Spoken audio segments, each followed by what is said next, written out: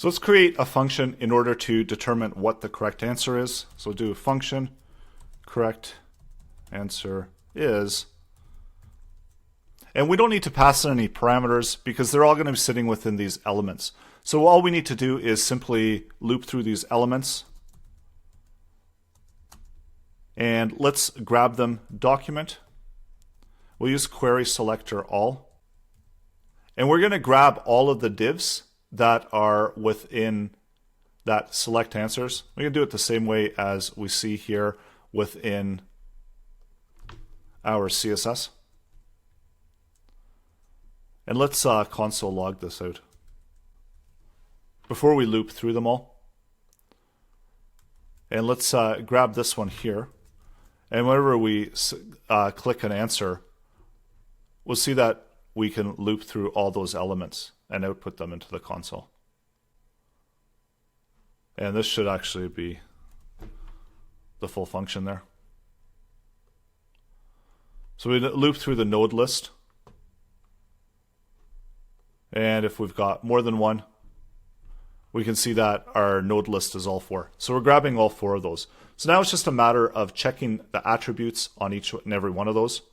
So we can loop through all the elements. Let's do good old-fashioned for loop for x equals 0. And we're going to loop while L's length,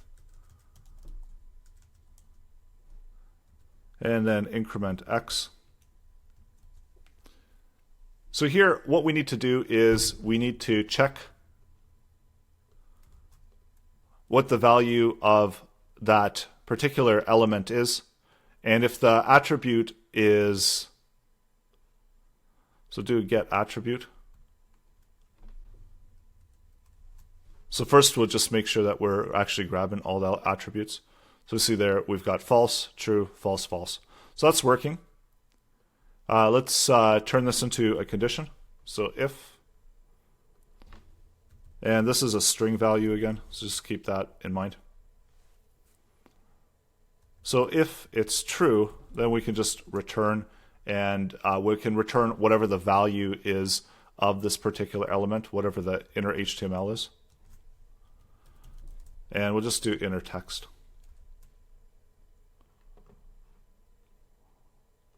And over here, let's console log out our response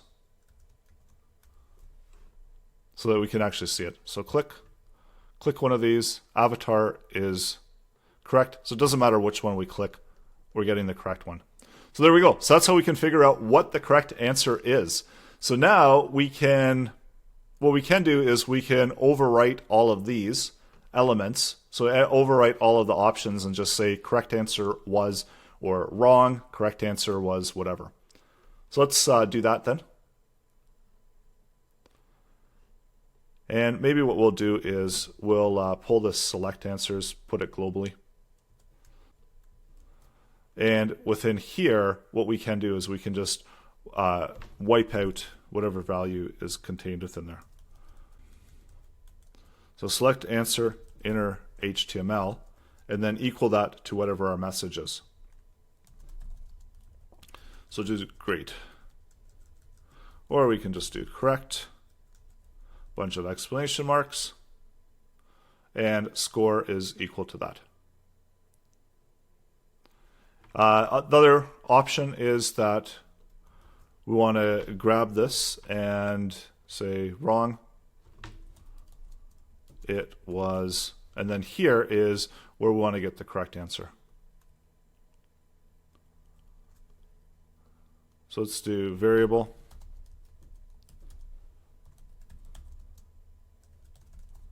So correct answer value is within this function.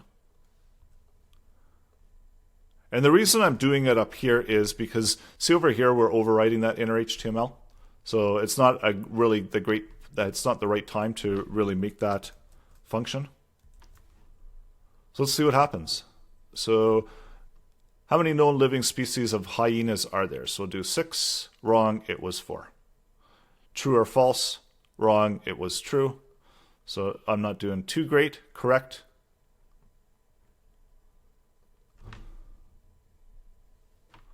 And we could also add in that correct answer there as well. So it always doesn't hurt. And you can even do even more. You can add in some styling, make it red, make it whatever, green for correct, for wrong. So now it's up to you. So we've got a fully functioning application. We should also move this button. Maybe we could move it to the top or to the bottom because it doesn't really look that great there. Or maybe we could hide it and then show it whenever we're ready to click for more. So whenever it gets clicked, so whenever a button gets clicked, we fire off. And there really is just always things that you can do, always things that you can add and update. So let's update the display properties for the button. So it's style display. And we'll set it to none. And then over here, once they make a selection, then we'll set it back to block. So once we do correct answer, we're going to give them the option to continue the game. And over here, we'll just set it to block. So all this is going to do is this is just a little bit of a tweak on the application, just to make it a little bit more functional. So that actually disappears, so they can't just keep hitting next, next, next. They actually have to answer the question. So whatever they answer, then they get the option to click the button. And questions are pretty much endless. And keeping score up here. So you can have a lot of fun with APIs. And this is just one example of some of the really cool things you can do with APIs. So go ahead, try this out for yourself, update the code, and definitely add some styling, make it look a whole lot better.